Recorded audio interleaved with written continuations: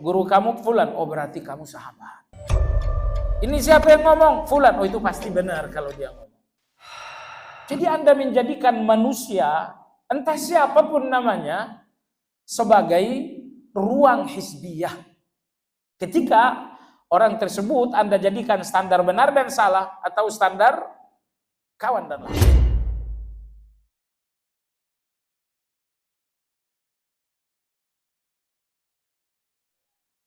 Alhamdulillah alladzi bi ni'matihi tatimmus shalihat.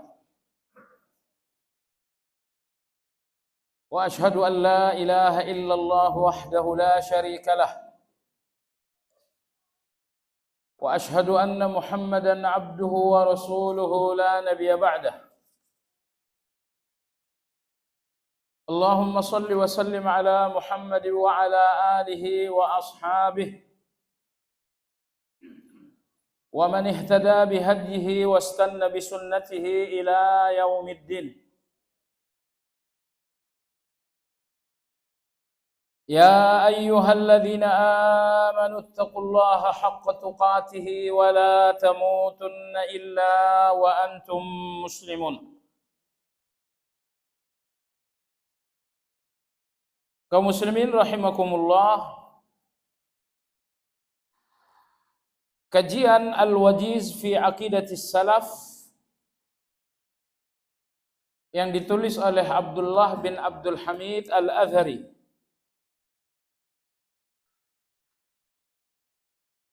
yang dalam edisi Indonesianya berjudul Intisari Akidah Ahli Sunnah wal Jamaah. Malam ini melanjutkan pembahasan dalam judul Dawabit wa Muntalaqat Ad-Du'at. Undang-undang dan landasan-landasan penting bagi para juru dakwah salafiyah. Yang pertama dan yang kedua sudah selesai. Halaman berapa itu? 270. Halaman 270. Poin yang pertama dan yang kedua alhamdulillah sudah berlalu. Sekarang kita memasuki poin yang ketiga. Ingat judulnya adalah landasan penting dan undang-undang penting yang mesti dipegang teguh oleh siapapun yang berdakwah kepada dakwah salaf. Beliau berkata, al-hirsu ala ijadi jama'atil muslimin wa wahdati kalimatihim ala al-haq. Dakwah ahli sunnah ini wajib bersungguh-sungguh untuk membentuk atau menjaga jamaatul muslimin. Jamaatul muslimin yang dimaksud bukan jamaatul muslimin versi Indonesia. Karena di Indonesia ada juga jamaatul muslimin tapi disingkat menjadi JAMUS. Jadi Nabi kita dalam hadis Hudzaifah radhiyallahu an mewanti-wanti umat apabila nanti telah muncul fitnah, kemudian terjadi perselisihan yang sangat banyak, pertentangan, persengketaan. Nabi kita berpesan, alaika bi jama'atil muslimina wa imamihim. Hendaklah kalian tetap bersama di tengah jamaatul muslimin dan pemimpin. Nah, jadi berusaha agar tetap di tengah jamaatul muslimin yang dikendalikan oleh seorang pemimpin yang diakui oleh jamaatul muslimin tersebut adalah solusi. Ketika di sebuah zaman telah muncul berbagai fitnah, telah muncul berbagai perpecahan. Banyak perpecahan di zaman kita. Perbedaan, organisasi yang sangat banyak, ormas yang sangat banyak, orpol yang sangat banyak. Nabi kita mewanti-wanti, apabila engkau telah melihat perpecahan yang sangat banyak, apakah perpecahan itu bernama ormas, ataukah perpecahan itu bernama orpol, ataukah perpecahan itu bernama pemikiran, apapun perpecahannya, itu bukan Islam. Allah berfirman, wa'tasimu bihablillahi jami'an wala tafarraqu. Jangan kalian berpecah belah. Bahwa ada perbedaan antara mazhab Syafi'i, mazhab Ahmad, mazhab Malik, mazhab Abu Hanifah. Perbedaan mazhab ini tidak dinamakan perpecahan. Maka namanya mazhab. Perpecahan itu bahasa Arabnya firqah. Tidak disebut namanya firqah Syafi'i, tapi mazhab Syafi'i. Karena perbedaan berbeda dengan perpecahan. Jadi Nabi kita mewanti-wanti, kalau nanti kalian telah sampai kepada suatu masa perpecahan di mana-mana, solusi kalian, kata Nabi, adalah senantiasa bersama jamaatul muslimin dan pemimpin yang diakui oleh jamaatul muslimin tersebut. Nah, siapa yang dimaksud dengan jamaatul muslimin? Yaitu kelompok kaum muslimin yang imamnya adalah pemimpin yang sah. Jadi kalau misalnya ada satu ormas, imam mereka hanya diakui oleh ormas sendiri. Misalnya ada ormas A, pimpinan dalam ormas A itu adalah B. Ini tidak dinamakan jamaatul muslimin dan pimpinan itu pun tidak dinamakan imam. Karena dia ini hanya sekelompok dari kaum muslimin. Dan dia pun hanya imam untuk sekelompok kaum muslimin. Maka kelompok seperti ini bukan solusi, tapi inilah salah satu masalah. Sederhananya lagi, yang dimaksud dengan jamaatul muslimin adalah negara dengan satu pemimpin yang diakui oleh kaum muslimin. Maka negara Islam, negara Indonesia dengan pemimpin presiden ini telah dinamakan jamaatul muslimin yang dipimpin oleh seorang pemimpin. Baik jamaah sekalian, oleh sebab itu kita tidak ragu, negara Indonesia ini adalah negara Islam, dicantumkan atau tidak dicantumkan Islamnya. Karena tidak terlalu penting nama. Yang penting adalah hakikat. Iran, walaupun mereka menamai diri dengan Republik Negara Islam, tapi hakikat Islamnya terlalu tipis. Nah, oleh sebab itu kalau ada orang yang berpikir perlu mendirikan negara Islam di Indonesia, berarti dia tidak menganggap Indonesia ini negara Islam. Dan kita sendiri melihat negara Indonesia adalah negara Islam, jadi nggak perlu lagi mendirikan negara Islam. Tentu dengan segala kekurangan dan kelebihannya. Saya mau nanya, ajaran terpenting dalam Islam, rukun Islam yang 5. Apakah rukun Islam yang 5 ini ditangani oleh negara? Antum boleh nggak mengucapkan 2 kalimat syahadat? Negara ngurus nggak, melindungi nggak orang melakukan salah? Negara terlibat nggak dalam manajemen zakat, puasa, haji? Ajaran terbesar dalam Islam adalah rukun Islam dan ternyata negara hadir dalam hal ini. Potong tangan bagi pencuri, rajam bagi orang berkeluarga lalu berzina. Hukum pancung bagi orang yang murtad, itu memang hukum Islam. Tapi statusnya dibanding rukun Islam itu masih jauh lebih di bawah. Jadi oleh sebab itu 2 alasan utama kenapa Indonesia ini negara Islam. Pertama, karena mayoritas penduduknya adalah Muslim. Dan satu negara distatuskan Muslim atau tidak berpatokan kepada mayoritas. Ya, walaupun misalnya negara ini menegakkan syariat Islam, potong tangan bagi pencuri, rajam bagi pezina, pancung bagi yang membunuh. Hukum Islam berjalan, tapi rakyatnya bukan muslim. Ini kira-kira negara Islam bukan? Salah satu contoh misalnya, negara yang pernah dikelola oleh Napoleon Bonaparte itu sangat banyak mengadopsi pemikiran ataupun undang-undang dalam mazhab Malik. Saya pernah baca seperti itu, benar atau tidaknya kita nggak perlu debat. Saya pernah baca saja. Jadi maksud saya adalah, seandainya ada negara dihuni oleh orang kafir, tapi menggunakan hukum Islam, apakah negara dengan sekedar hukum Islam dinamakan negara Islam? Tidak. Jadi yang terpenting satu negara dinamakan negara Islam, bukan undang-undangnya, tetapi rakyatnya nomor satu. Kalau rakyat satu negara mayoritas muslim, maka itu dinamakan negara Islam. Ini alasan pertama.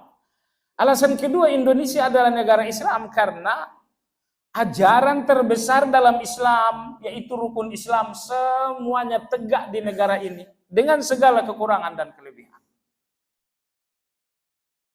Atas dasar ini jamaah sekalian, jamaatul muslimin yang disebutkan Nabi dalam hadis untuk konteks keindonesiaan tak lain adalah negara Indonesia dengan pemimpin seorang muslim. Negara kita kalau bukan negara Islam lalu disyaratkan presiden harus muslim. Itu negara apa namanya tuh? Kan ada orang-orang mengatakan negara ini negara togut. Nah, ketika dalam undang-undang pemimpin wajib beragama Islam, itu ada undang-undangnya. Ini undang-undang seperti ini apa ini? Nah, jadi oleh sebab itu, dengan segala kekurangan dan kelebihan, negara kita alhamdulillah adalah negara Islam. Karena mayoritas masyarakatnya adalah Islam. Dan yang kedua, ajaran terbesar dalam agama kita yaitu rukun Islam ditegakkan di dalam bernegara. Jadi Nabi kita dalam hadis Hudzaifah mengatakan, apabila di depan kalian muncul perpecahan, apakah perpecahan dalam berpolitik, ataukah perpecahan dalam berpemikiran, ataukah perpecahan dalam bermasyarakat, kata Nabi SAW, solusi kalian satu. Apa itu? Tetaplah bersama negara dengan pemimpin yang sah. Jadi jangan cari lagi identitas selain identitas negara. Jadi kalau nyari identitas ormas saya pulang. Itu identitas itu nggak ada gunanya dalam Islam, nggak berharga sama sekali. Identitas parpol saya adalah saya partai A. Identitas itu tidak berharga dalam Islam. Jadi identitas yang diakui dalam Islam, pertama Anda seorang muslim, dan yang kedua, golongan yang Anda ikuti adalah jamaatul muslim. Wa wahdatu kalimatihim 'alal haqq. Dakwah salafiyah ini harus berjuang untuk menjaga kesatuan kalimat kaum muslimin di atas kebenaran. Ingat, Anda nggak bisa menyatukan kalimat kaum muslimin kecuali di atas kebenaran. Banyak langkah-langkah persatuan, tapi bukan di atas kebenaran. Persatuan seperti ini semua. Misalnya persatuan untuk satu target politik, persatuan untuk tujuan-tujuan ekonomi, ini semua persatuan akan hancur. Kenapa jamaah sekalian? Kebenaran adalah fitrah manusia. Maka kalau Anda menyatukan manusia di dalam kebenaran, berarti Anda menyatukan manusia di dalam fitrah mereka. Dan persatuan di atas fitrah ini tidak akan goyah sama sekali. Maka Imam Abu Abdurrahman As-Sulami rahimahullahu ta'ala dalam kitab beliau Adabus Suhbah, adab-adab berteman, beliau mengatakan bahwa tidak akan bersatu hati manusia dalam target-target duniawi. Karena dunia nggak pernah menyatukan hati manusia. Malah sebaliknya, dunia selalu memecah belah hati manusia. Seorang abang dan adik, walaupun mereka berdua saudara kandung, tapi kalau di antara mereka ada target-target dunia yang dipertaruhkan, percaya mereka akan pecah. Karena sekali lagi kata Imam Abu Abdurrahman, dunia dari dulu sampai kiamat nggak pernah menyatukan hati manusia. Nggak pernah menyatukan hati manusia. Satu-satunya yang menyatukan hati manusia hanya kebenaran.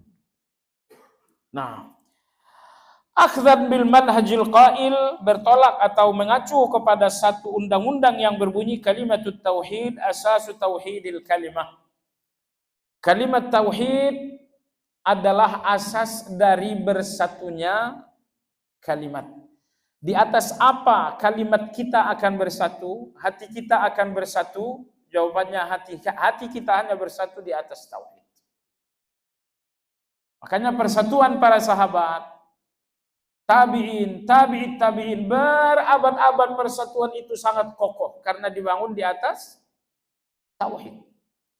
Apa Anda lihat ada perpecahan di zaman para sahabat? Enggak ada. Betul ada perbedaan antara Muawiyah, kemudian Utsman, kemudian ada juga Ali. Tapi jemaah sekalian, untuk para sahabatnya sendiri itu hanya perbedaan, bukan perpecahan. Hanya saja di belakang mereka ada orang-orang yang memang mencari dunia dengan nama-nama tersebut. Nah, mereka lah yang sesungguhnya membuat perbedaan itu menjadi perpecahan. Waliyahillah. Ma'al ibti'ad amma yu'azziqul jama'atil islamiyatil yawma minat tahazzubil mazmum alladhi farraqal muslimin. Dakwah salafiyah harus menghindari apapun yang dapat memecah belah jamaatul muslimin. Ini saya kira kita yang ngaji juga nggak komitmen ini. Harus menjauhi apapun yang menjadi perpecahan di dalam jamaah muslimin. Ini di dalam jamaah pengajian aja kita nggak bersatu. Jamaah sekalian yang saya hormati, ada apa? Urusan dunia saja sebetulnya. Nggak ada urusan lain, urusan dunia semuanya itu. Bahkan perpecahan di kalangan guru-guru, ustadz-ustadz itu pun urusan dunia. Itu urusan dunia. Makanya subhanallah, ini ustadz, beda pendapat. Mereka menyelesaikan masalah banyak orang, tapi mereka nggak bisa menyelesaikan masalah mereka berdua. Kenapa? Karena persoalannya adalah dunia.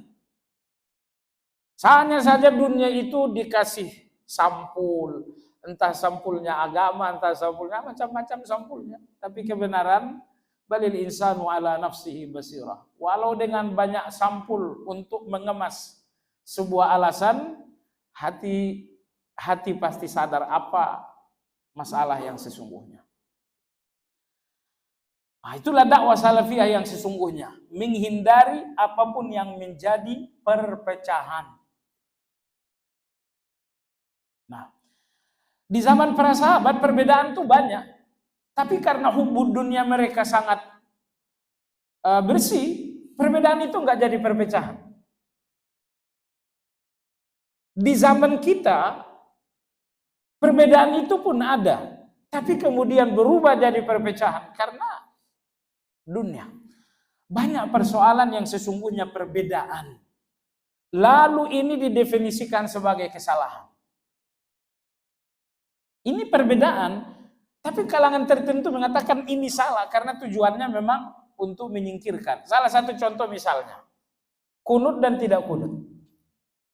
Itu sampai sekarang kawan-kawan ngaji masih sangat kaku banget. Nah, yang kunut dan tidak kunut ini soal salah atau soal benar atau soal perbedaan? Perbedaan. Oh, tapi dalam perbedaan itu ada yang salah, iya. Tapi yang salah dalam perbedaan itu tidak pasti. Yang satu bilang kunut, yang satu bilang enggak kunut, berbeda. Dua yang beda pasti satu benar, pasti satu salah. Tapi mana yang benar, mana yang salah itu enggak pasti. Bismillah jelang Fatihah, jahar atau tidak jahar, itu perbedaan. Jangan sampai perbedaan ini dikatakan salah. Kamu jahar Fatihah salah, bahasa Anda salah. Kalau memang mereka katakan aja itu perbedaan. Gitu.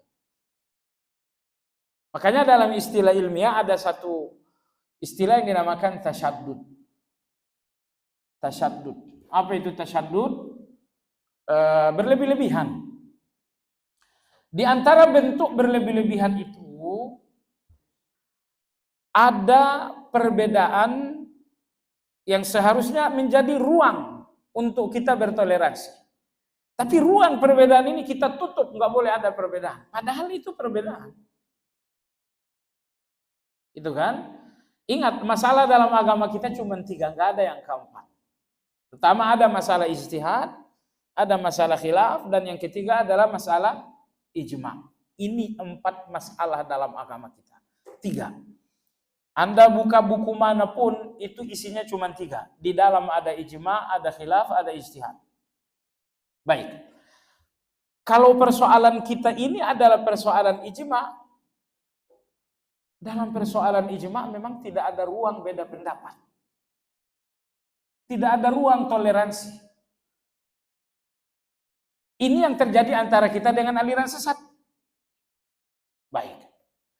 Tapi kalau persoalan Anda dengan saya adalah persoalan ijtihad atau persoalan khilaf, ini 2 persoalan memang ruang perbedaan harus dibuka, tidak boleh ditutup. Nah, kalau ruang perbedaan dalam masalah ijtihad dan khilaf ditutup, itu yang dinamakan dengan tasyaddud. Itu yang dinamakan dengan hulu. Tidak boleh beragama seperti itu. Agama mengakui perbedaan itu, lalu ada yang datang nggak boleh beda pendapat. Salah jamaah sekalian. Makanya satu langkah ilmiah yang perlu dilakukan, baik kita yang ngaji, bahkan di kalangan guru-guru adalah hakikatul khilaf. Sebenarnya perbedaan pendapat ini hakikatnya apa? Ini ijma atau bukan ijma? Kalau ijma, oke, kita nggak boleh beda pendapat. Tapi kalau persoalan ini bukan persoalan ijma, perbedaan pendapat kita diakui agama, maka jangan diintoleran itu. Dan saya kira di kajian ini pernah saya sampaikan satu manhaj yang sangat bagus, disampaikan oleh para ulama kita. Antum berbeda dengan saya. Apa manhajnya? Yang pertama, kalau kamu punya dalil, saya ikut kamu. Tapi kalau yang punya dalil justru saya, ya kamu ikut saya. Kalau kamu tidak punya dalil, saya nggak punya dalil, kalau begitu kita toleransi. Atau kamu punya dalil, saya pun punya dalil, kalau begitu kita toleransi. Selesai urusan, cuma 4 langkah ini. Kamu ada dalil, baik, saya ikut kamu. Saya ada dalil, kamu ikut saya. Kamu nggak ada dalil, saya nggak ada dalil, kalau begitu kita toleransi. Atau yang keempat, kamu punya dalil, tapi saya juga punya dalil. Kalau begitu kita toleransi juga. Selesai urusan. Gak ada masalah yang kelima jamaah sekalian. Imam Ghazali rahimahullah mengatakan, yang meramaikan perbedaan ini adalah orang awam. Lau sakatal awam la dhahabal khilaf. Kalau orang-orang awam ini memilih diam, perbedaan ini akan hilang. Tapi 2 orang guru berbeda dalam satu masalah, teriaklah orang awam, berkicaulah orang awam, perbedaan satu masalah menjadi perbedaan 50 masalah. Jadi pemegang saham terbesar dalam perpecahan ini adalah orang awam. Makanya dalam agama kita bicara tanpa ilmu adalah dosa besar. Karena memang dampaknya luar biasa. Dampaknya sangat luar biasa. Di sini beliau katakan di antara hal yang mengakibatkan perpecahan kita adalah at-tahazzub. Apa itu tahazzub? Tahazzub itu adalah eksklusivisme, eksklusif. Jadi harusnya longgar, harusnya lapang. Muncullah hizbiyah ini untuk menyempitkan semua yang longgar itu. Saya berguru dengan siapa? Terserah, yang penting dia adalah seorang yang berilmu.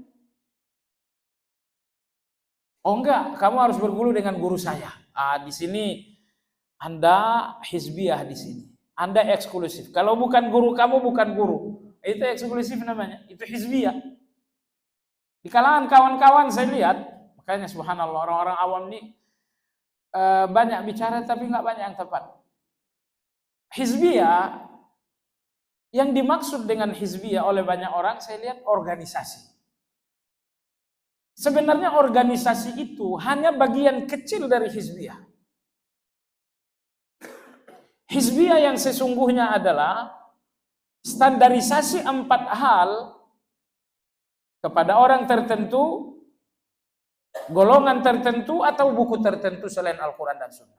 Ini definisi hizbiyah disebutkan Syekhul Islam Ibn Taimiyah dalam kitab Dar'u Ta'arudil Aqli wan Naql. Apa 4 hal tersebut? Benar dan salah.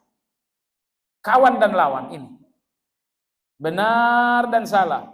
Kawan dan lawan. Apa standarnya? Kalau 4 hal ini standarisasinya adalah Al-Quran dan Sunnah, itu ilmiah. Tapi kalau 4 hal ini standarisasinya adalah orang tertentu, golongan tertentu, atau buku tertentu, ini yang dinamakan hizbiyah. Ya, guru kamu fulan, oh berarti kamu sahabat.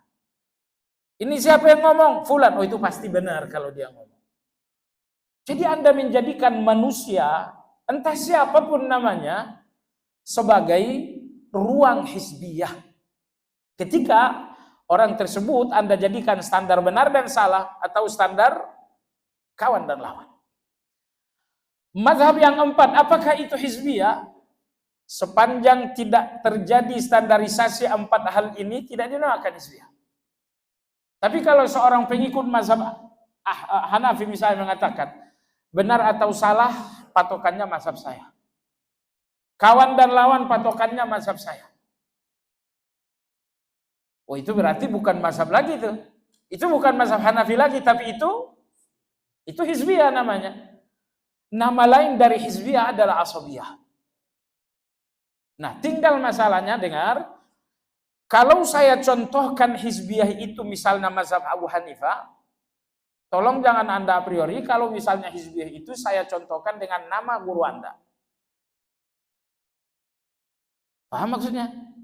Karena begini subhanallah, kita tuh mengklaim, oh mazhab Abu Hanifah dalam hal ini lemah. Berdasarkan AB, nggak ada masalah. Tapi begitu gurunya dikatakan mazhab guru fulan keliru atau lemah, ini begini, marah dia. Di dalam ilmu, membenarkan, melemahkan, itu biasa. Yang penting jangan pakai hawa nafsu. Ketika saya membenarkan, ketika saya menyalahkan, gunakan dalil, gunakan kaidah. Kalau saya menggunakan dalil, tidak perlu kita marah-marah jamaah sekalian. Atau guru Anda nggak pernah salah. Kalau guru Anda nggak pernah salah, di titik itu Anda bukan Anda dinamakan hizbiyatullah. Nah, jadi kata penulis ini yang membuat kita berpecah belah ini adalah hizbiyah ini. Dan di negara kita, di kalangan penuntut ilmu, ada satu istilah rekomendasi. Ustadz Fulan rekomendasinya siapa? Ustadz Fulan belum direkomendasikan guru-guru yang lain. Lalu kita orang awam ini pun ikut-ikutan ngomong seperti itu. Mestinya kita belajar rekomendasi itu seperti apa ilmiahnya. Jangan sampai misalnya saya usia 50 tahun, Anda ambil rekomendasi saya dari anak 20 tahun. Oh Ustaz Syarif tuh manhajnya bagus. Yang ngomong siapa Fulan. Anda ambil rekomendasi untuk saya dari anak usia 30 tahun. Dari mana rekomendasi dari bawah ke atas? Rekomendasi itu dari atas ke bawah. Bahkan rekomendasi satu letting pun tidak boleh. Imam Zahabi mengatakan, kalamul aqrani fima bainahum yutwa wa la yurwa. Komentar-komentar dua orang satu letting itu diabaikan, tidak boleh difikirkan. Baik jamaah sekalian yang saya hormati. Syekh Sulaiman Ar-Ruhaili, Anda lihat dalam salah satu ceramah beliau, saya lihat di Twitter beliau. Beliau dalam majelis seperti ini ditanya, Syekh, di kalangan penuntut ilmu, ada satu kegaduhan mengenai soal rekomendasi-rekomendasi. Oh, jangan menuntut ilmu kepada fulan, belum ada rekomendasinya. Oh, si fulan jauhi majelisnya, belum ada rekomendasinya.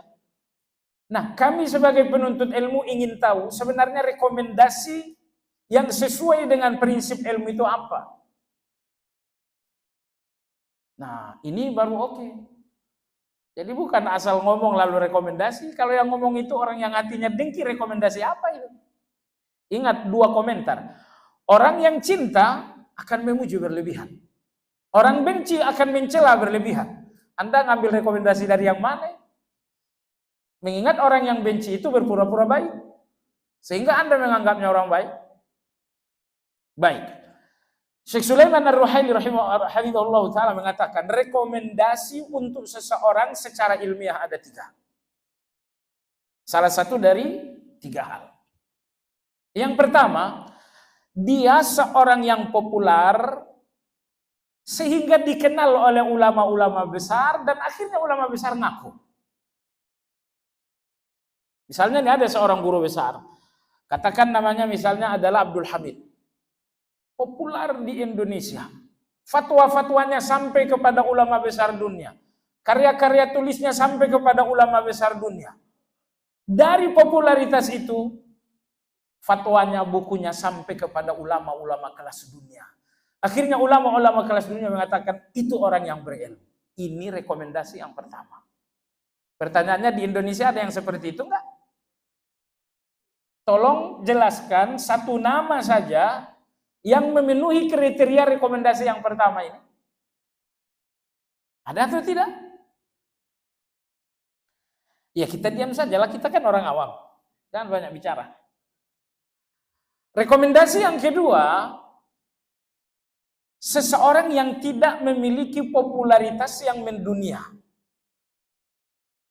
Tapi dia punya ceramah, punya fatwa, punya buku-buku.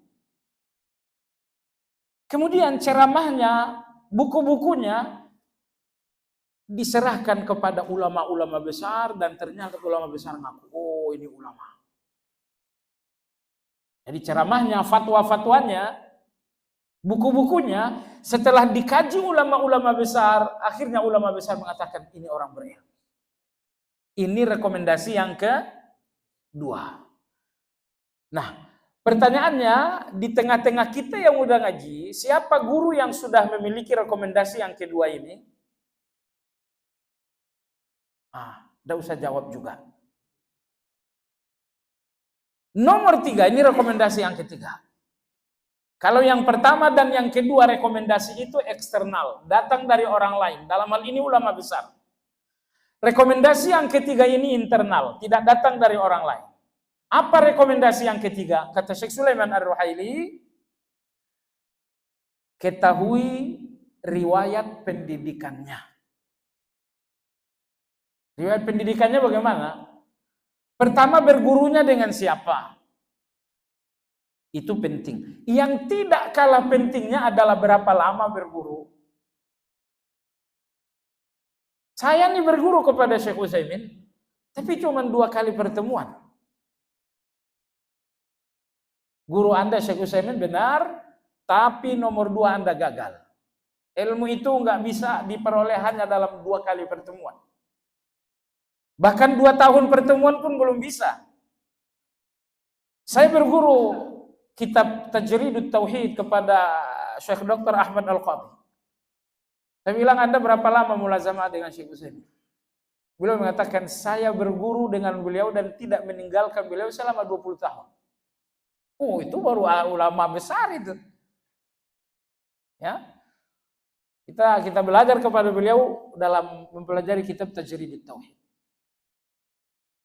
Nah, jadi tidak serta-merta si fulan berguru dengan fulan lalu itu rekomendasi. Belum, itu rekomendasi terlalu lemah. Sampai Anda tahu bahwa masa belajarnya lama. Masa belajarnya berapa lama kamu dengan Syekh fulan? 2 tahun. Oh, 2 tahunnya sedikit. Baru selesai Bulughul Maram itu. Tapi kalau misalnya Anda berguru dengan seorang syekh, misalnya 5 tahun, itu bolehlah. Itu boleh diakui itu. Ini rekomendasi yang ketiga. Rekomendasi untuk seseorang bukan dari orang lain, tapi dari dirinya sendiri. Riwayat pendidikannya bagaimana?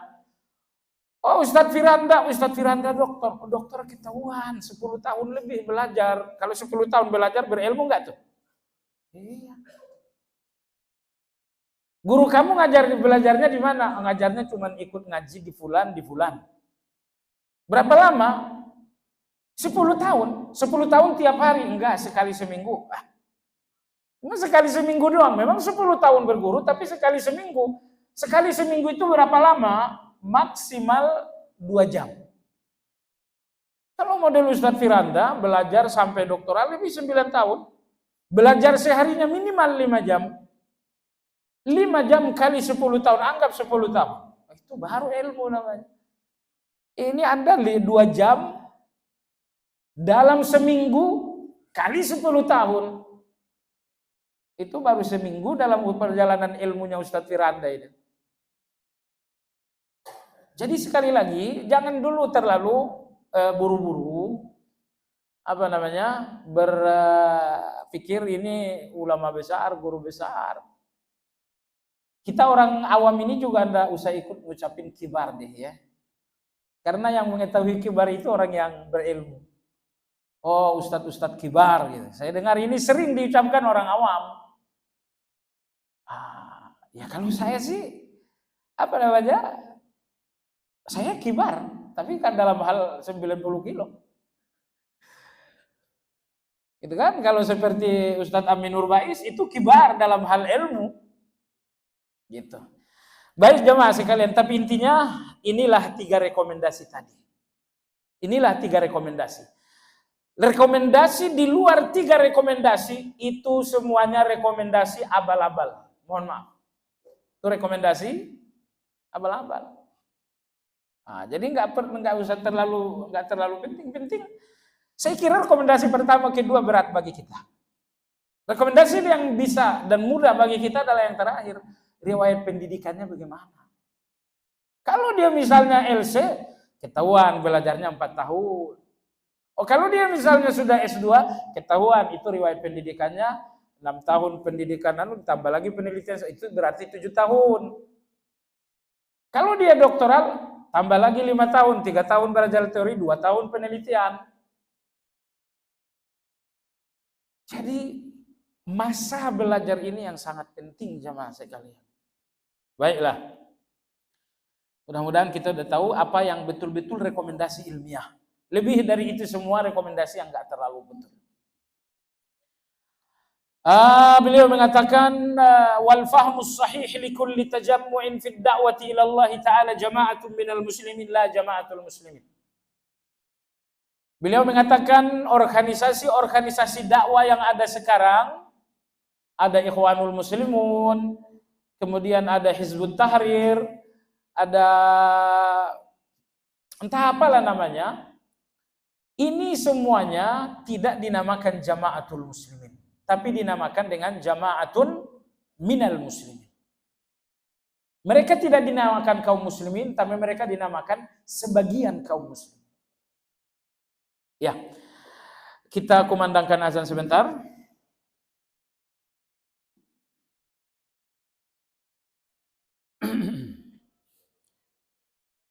Kemudian yang keempat,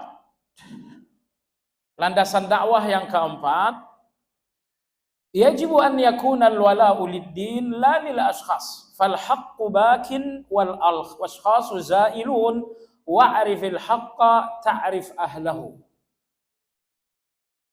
Beliau mengatakan, jadi gini, ingat, buku yang kita kaji ini bukan buku surat kabar. Buku ini telah diteliti dan diberi catatan 8 ulama besar Saudi. Ya, 8 ulama besar Saudi sudah melakukan penelitian terhadap buku ini. Makanya kita pilih karena buku ini punya bobot yang luar biasa. Kalaupun misalnya di luar sana ada buku akidah, tebalnya luar biasa, nggak ada rekomendasi ilmiahnya. Siapa yang sudah melakukan penelitian buku ini? Belum ada. Kita nggak rekomendasikan tuh. Ya, Kalau soal besar tidaknya, ya kita nggak tahu lah penilaian orang kenapa mesti besar-besar gitu. Kenapa mesti tebal-tebal? Buku ini kecil, bobot buku ini bukan di jumlah halaman yang ramping, tapi Anda lihat 8 ulama besar melakukan penelitian dan pengakuan terhadap isi buku ini. Yang keempat, yajibu an yakuna al-wala'u lid-din la lil ashkhas. Hendaknya kesetiaan di antara kita, asas kawan dan lawan di antara kita adalah lid-din. Kawan dan lawan, kesetiaan di antara kita, fondasinya adalah agama ini, bukan nama tertentu.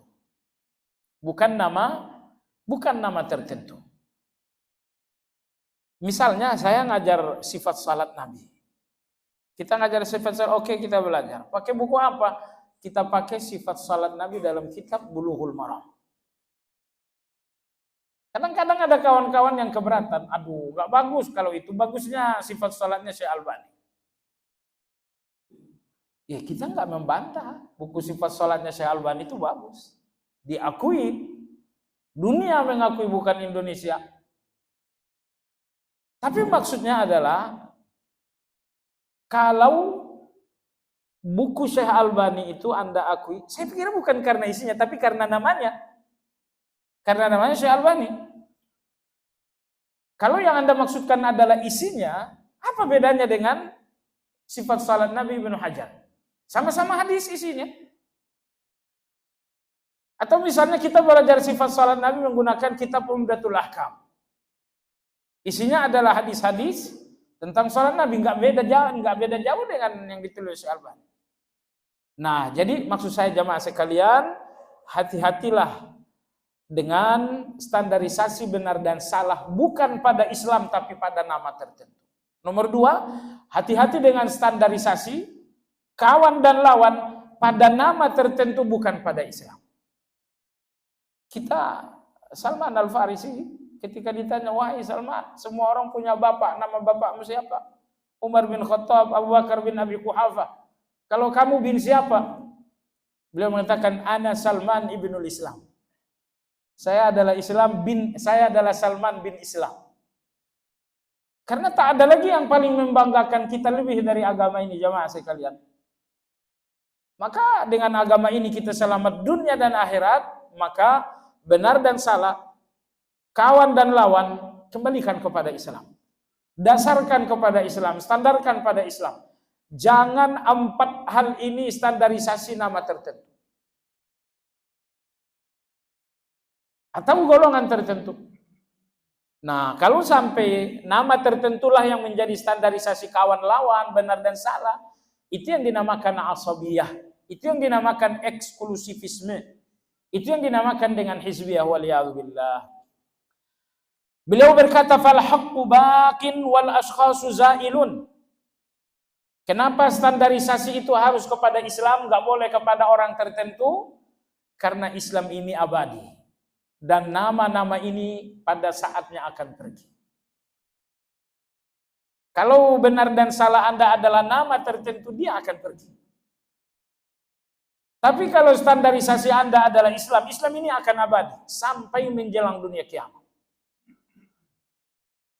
Nah, sekira Anda tahu riwayat yang menyebutkan ketika Nabi kita SAW wafat, betapa gelisahnya Madinah saat itu.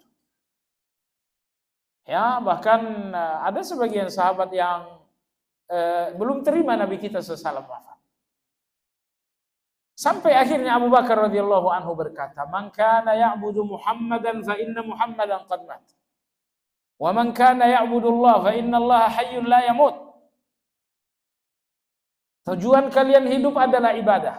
Kalau kalian beribadah selama ini karena Muhammad, berhentilah ibadah. Muhammad sudah mati. Tapi kalau selama ini kalian beribadah kepada Allah, maka Allah itu abadi. Ibadah kalian gak akan berhenti. Ini boleh kita kembangkan dengan bahasa yang sedikit berbeda. Kalau Anda ingin mengambil ilmu dengan nama tertentu, pada saatnya nama ini akan hilang dan Anda akan kehilangan ilmu.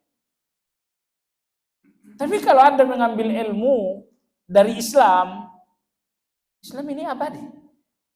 Islam ini nggak akan pergi walau dengan kepergian Imam Syafi'i, walau dengan kepergian Imam Malik, kepergian Imam Abu Hanifah, meski dengan kepergian Syekh Utsaimin atau dengan kepergian Syekh bin Baz.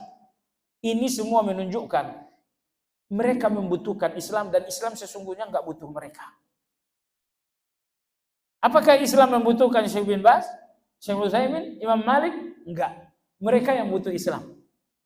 Makanya saat mereka pergi, Islam ini nggak terganggu sama sekali. Seandainya Islam ini butuh kepada mereka, niscaya kepergian mereka akan mengganggu Islam. Tapi mereka pergi, Islam ini alhamdulillah tetap dijaga oleh Allah Azza wa Jalla. Maka beliau mengatakan, standarisasikan segalanya kepada Islam, bukan kepada nama tertentu, karena Islam ini akan abadi dan nama tertentu akan hilang. Bagian akhir dari poin keempat ini dikutip dari ucapan Ali radhiyallahu an, wa'rifil haqqa ta'rif ahlahu. Kenalilah kebenaran agar engkau tahu siapa orang yang benar. Kenali kebenaran itu apa? Supaya Anda tahu siapa yang benar. Kalau Anda ingin mengenali kebenaran dengan nama-nama tertentu, Anda akan bingung dengan nama-nama yang baru. Saya berguru dengan Syekh Fulan, berguru dengan Ustadz Fulan. Waduh, saya bingung gitu, saya nggak kenal orangnya.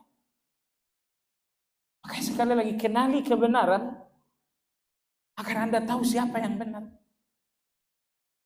Dan orang yang mengenali kebenaran dengan orang tertentu, maka tanpa orang tertentu mereka akan bingung dengan kebenaran. Karena katakan kepada antum, musibah terbesar kalau sampai antum bingung dengan satu kebenaran. Kebenaran itu harus pasti. Kebenaran itu harus jelas.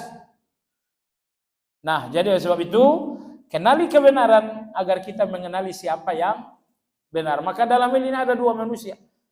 Ada yang mengenali kebenaran dengan kebenarannya. Inilah orang yang belajar. Nomor dua, ada yang mengenali kebenaran karena orangnya. Inilah orang-orang yang fanatis. Nah, kita ini belajar untuk mengenali kebenaran dari kebenaran itu sendiri. Entah siapapun yang ngomong, kita kenal kebenaran. Karena sekali lagi, tujuan belajar agar kita mengenali kebenaran dari kebenarannya. Adapun orang yang fanatisme, mereka hanya mengenali kebenaran dari nama orang tertentu. Wallahu ta'ala alam. Yang akan datang adalah poin yang kelima dan tidak kalah penting insyaallah poin yang kelima pekan depan insyaallah ta'ala. Ada waktu kurang lebih 9 menit bagi Anda yang ingin berdiskusi, dipersilakan.